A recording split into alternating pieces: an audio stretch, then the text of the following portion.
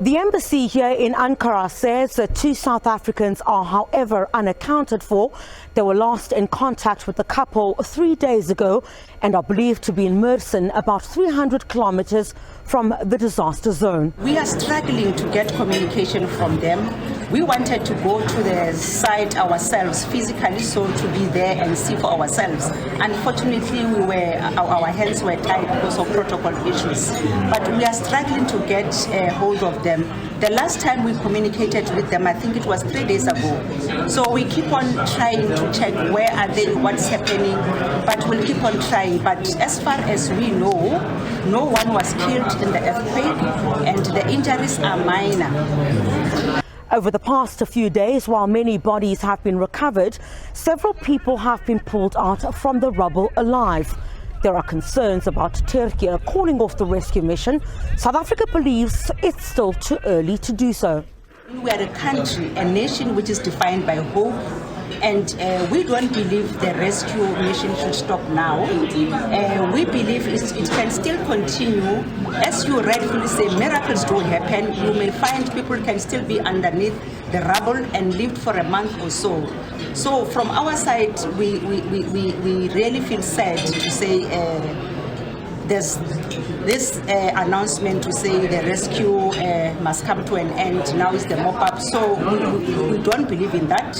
We believe that life it can still be saved and rescued, even if after what the scientists are saying.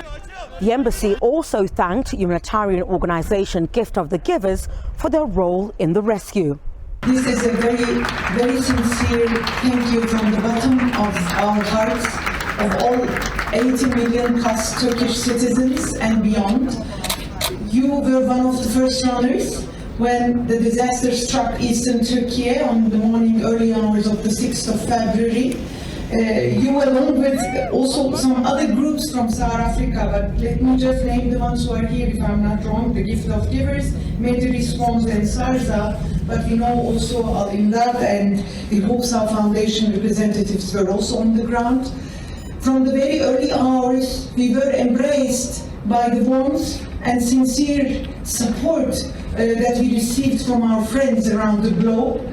South Africa was, as I said, was one of the first runners, and you've reached in Hatay, which was one of the most destructive land, where we have given a huge human toll.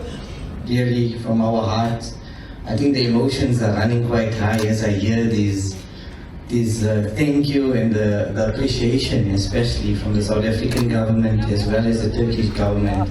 It comes from the heart. So when you feel it, the thank yous come from the heart. Each and every one of our members were out there and they all have stories to tell. And the appreciation through what the Turkish people, especially in the Hatay province, have went through, it just shows the courageous nature of them and how accommodating and thankful that we were there. I mean, there's so much stories to tell and things like that. But as our teams were there, they looked after our teams out in the field. South Africa says it will continue to provide support to the distraught nation. Criselda Lewis, SABC News in Ankara, Turkey.